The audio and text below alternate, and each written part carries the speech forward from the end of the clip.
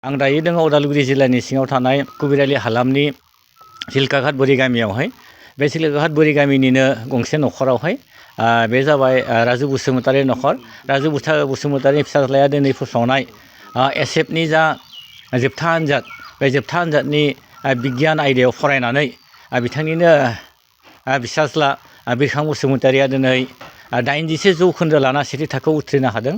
बे 87 जौखोन्दो लानानै उथ्रिनाया एसेबां गोरलै बाथ्रा नङामोन। जाहोना जादों बिथाङा बे 12 थाखोआव फरायनाय समावहाय जेबो टिउसननि खाबु मोनाखैमोन, टिउसन लानो हायाखैमोन रांखान्थि हालोदनि थाखाय। लोगोसेनो बे कुबिरालिनिफ्राय टंलायाव थांना फरायहैनाया जोबोद गोब्राब बाथ्रा, गोरलै बाथ्रा नङा। मानो होनना बुङोब्ला जोंहा थांनायनि राहा लामा मोजां गैया। थोंजों थांनांगौब्ला दैमा बारलांनो गोनां जायो। दैज्लांनि समावहाय गोबां कालायगथि जानानै गिदिंना थांनो गोनां जायो, जेरावहाय 25 किल'मिटार गोजान जायो। सानफ्रोमबो बेनिखायनो थांनानै क्लास खालामहैनाया जोबोद गोब्राब बाथ्रामोन। मानो होनना बुङोब्ला बिथांमोननि न'खरनि हालोदनि थाखाय बिथांमोना हस्टेलाव दोननानै एबा लजिङाव दोननानै फरायहोनो हायाखैमोन। बिनि गेजेरावनो बिथांमोना दिनै गोबां नांथाब नाजानायनि गेजेरावहाय दिनै 87 जौखोन्दो लानानै बिथाङा उथ्रिनो हादों बिगियान आयदाखौ लानानै। आं दा बिथांमोननि न'खरावहाय आंजों दङ बे फरायसा बिरखां बसुमतारी। बिथाङा बोरैहाय एसेबां नांथाब नाजानायनि गेजेरावहाय 87 जौखोन्दो लाना सेथि थाखोआव उथ्रिनो हाखो, बिनि गुदियावहाय मा दङ, बिनि आन्दोआव मा दङ, आं बिथांनिफ्राय सोंनो थाखाय नाजागोन। खुलुमबाय जोंनि रादाबनिफ्राय। खुलुमबाय। मिथिनो हादों दिनै जा एसएफनि जोबथा आनजादनि दिनै रिजाल्ट होदों, बे रिजाल्टआवहाय नोंथाङा मोजां फिथाइ मोननो हादों। मा थाखोआव उथ्रिनो हादों? सेथि थाखोआवनो। बेसेबां पार्सेन्ट मोनदों? 81% मोनदों। बेसेबां लेटार मोनदों? मोनथाम। मा आयदायावहाय लेटार मोनदों? इंराजि, बड' ओमफ्राय केमिस्ट्रि। केमिस्ट्रि, बे मोनथामावहाय लेटार मोनदों। दायो दिनै बेसिम बे फिथाइ मोनजासिम बे फरायना फैनायावहाय गिबियावहाय 10 थाखोनिफ्राय मा बिजोङाव फरायदोंमोन? बर' बिजोङाव फरायदोंमोन कुबिरालि इउ एन एकाडेमियाव। बिनि उनावहाय 12 थाखोखौ मा बिजोङाव फरायखो? इंराजि बिजोङाव। बर'निफ्राय थोंजोङै इंराजि बिजोङाव फरायनायाव माबाफोर उसुबिदा जादोंमोन नामा? उसुबिदा जायो गिबियावनो, बुजिनायाव प्रब्लेम जायो बाहाय। बिनि उनावहाय खस्थ' खालामना बेनि फरायबाय। उनाव बोसोरसे फरायाव एडजास्ट जाहैयो आरो क्लास 12 सिमहाय। दा बे रिजाल्टआ दिनै मोनबाय, दे सेथि थाखोआव 87 जौखोन्दो मोननानै उथ्रिनो हाबाय। बेवहाय मा बुंगोन बे बेलायावहाय? बे फरायनायाव सोर थुलुंगा होदोंमोन? आइ आफा ओमफ्राय आरो न'खरनि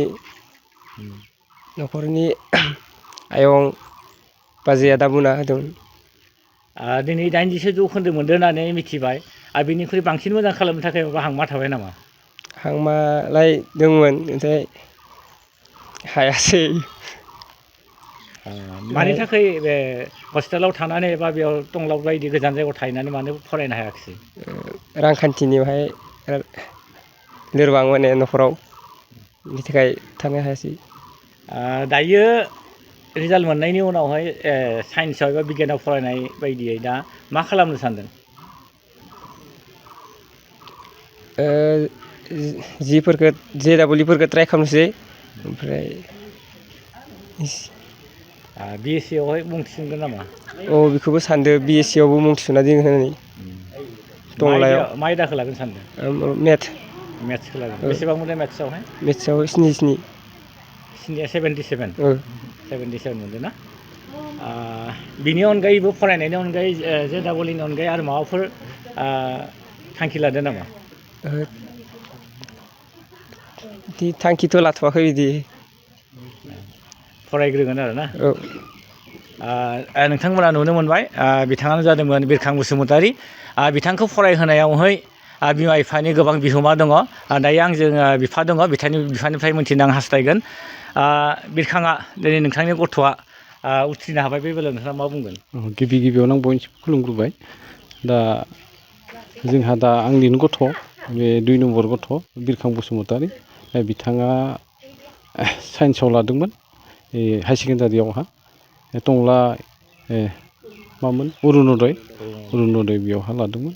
दा बिथाङा दिनै खोब मोनसे मोजां खामाखैबाबो खोब मोनसे गाज्रिबो जायाखै होनना सानो आरो आङो जोंहा एसे बारा मोनबावगोनदां होनना मोनसे मिजिं दङमोन आरो गथ'आबो बेखौनो सानदोंमोन जों 85सो फैगोनमोन नामा ओरै मोनसे आसा खालामबाय थानायमोन आरो गथ'नियावहा बिमा बिफाफ्राथ' सानफ्रोमबो माने बांसिन मोननायखौ लुबैयो नाथाय थेवब्लाबो ओनसोलनि आरो खाथिनि गामिनि सुबुंफोरा माने गोबां गोजोननाय फोरमायदों बे बेलायाव नोंथाङा मा बुंगोन बेखौबो फारसेथिं बुंनांगोन कारन आंहा रांखान्थिनि आंहा जोबोद माने दुरबलता बे हिसाबाव आं गथ'खौ सासे गारजेन जानानै 12आव फरायनाय गथ'खौ साइन्सआव फरायनाय गथ'खौ जाबायदि जोथोन लानो नांगौमोन जाबायदि टिउसन माने होनो नांगौमोन थ' बेबायदि आं होनो हायाखैमोन थेवब्लाबो 81 मोनदोंबाबो बेखौनो जों दा माने गोजोननानै थानांसिगोन आरो दा इयुनावहाय बिथांखौ मा फरायनाय बा मा मावनो थाखाय थुलुंगा होगोन सानो नोंथाङा मा बोसोन होगोन दाथ' जों साइन्सआव फरायहोबाथ' जों बांसिन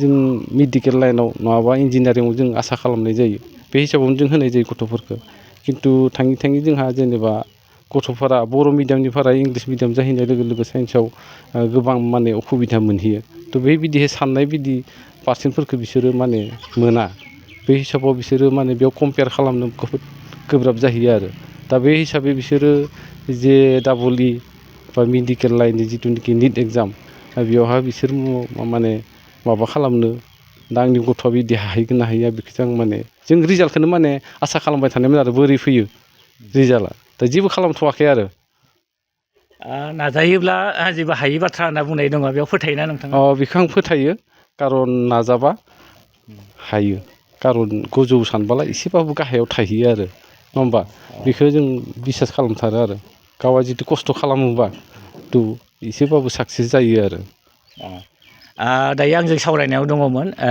बिथाङा राजु बसुमतारी बिथांनि गथ'आनो बिरखां बसुमतारीया दिनै जा फोसावनाय हायार सेकेन्डारिनि जोबथि आनजाद बेयावहाय सेथि थाखोआवहाय मोनथामाव लेटार लानाय 87% लानानै जौखोन्दो लानानै बिथांखौ उथ्रिनो हादों आरो बिथांनि जा इयुननि थांखि एबा इयुनावहाय जायाखौनो फराया मानो जायाखौनो खामानि मावो जाहाथे बिथांमोननि हास्थायनाया जाफुंथों बेखौ भरसा खालामनाय जाबाय उदालगुरिनिफ्राय आं उपेन दैमारि बर' लाइभ 24